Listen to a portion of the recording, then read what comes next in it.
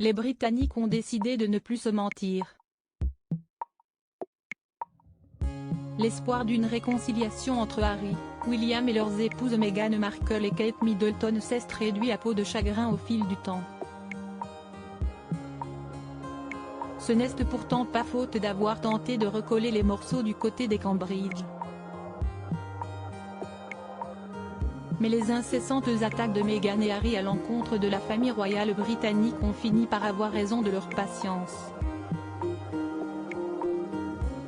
Des dégâts déjà bien présents depuis le départ du couple outre-Atlantique, mais là encore, Kate et William rongeaient leurs freins pour faire bonne figure comme les principes de la royauté l'exigent de ses membres. Même la duchesse de Cambridge, patiente et souriante en toutes circonstances, est arrivée à un point de non-retour. La mort de la reine Elisabeth II a été particulièrement éprouvante pour elle.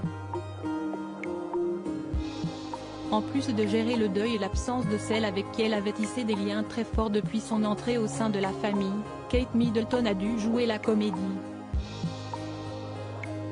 La maman de George, 9 ans, Charlotte, 7 ans et Louis, bientôt 5 ans, avait pour mission de saluer la foule venue se rassembler devant les grilles de Windsor avec William, Harry et Meghan pour remercier le public des nombreuses marques d'affection envoyées à l'annonce de la disparition de la souveraine. Contrairement aux apparences, cette apparition surprise, au cours de laquelle le quatuor s'est montré soudé dans l'épreuve, n'était que du vent.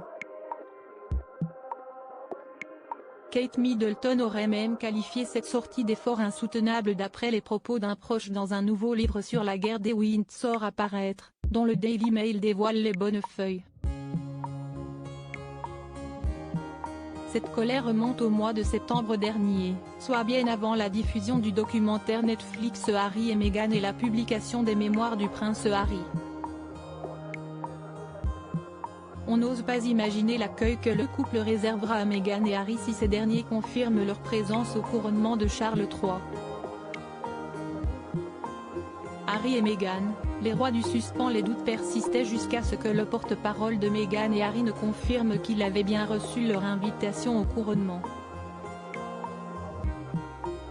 Charles allait-il inviter son fils et sa belle-fille à l'événement après les affronts? Si est-il sans doute par souci d'unité et par volonté de masquer une quelconque guerre entre les membres que le roi a tendu la main après leur avoir pourtant retiré Frogmore Cottage. Pour l'instant, le couple n'a pas fait part de sa réponse. Si le prince Harry était à Londres récemment pour assister à un procès, si est-il sans son épouse qu'il est apparu devant les photographes. Il n'a d'ailleurs pas croisé son père non plus, alors en voyage officiel en Allemagne.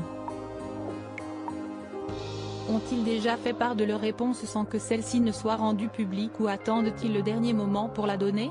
Quoi qu'il en soit, si est-il encore à leurs lèvres que le monde est pendu.